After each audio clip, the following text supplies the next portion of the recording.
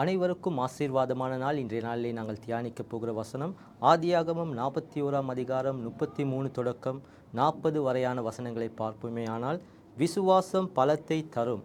இதிலே நாங்கள் பார்க்க போகிற காரியம் தானியத்தை குறித்து 7 வருஷங்களை குறித்து நாங்கள் பார்க்க போகிறோம். இதை நாங்கள் கடவுளுடைய பிள்ளையாக நாங்கள் பார்ப்போமேயானால் எங்களுக்கு விசுவாசம் அதிகமாக தேவைப்படுகிறது.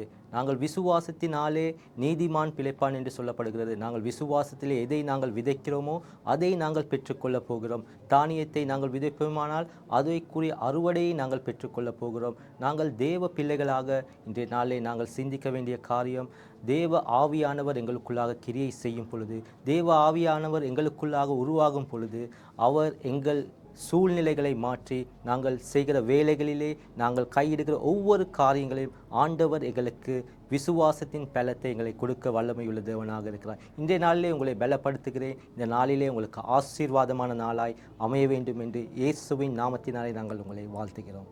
ஆமென்.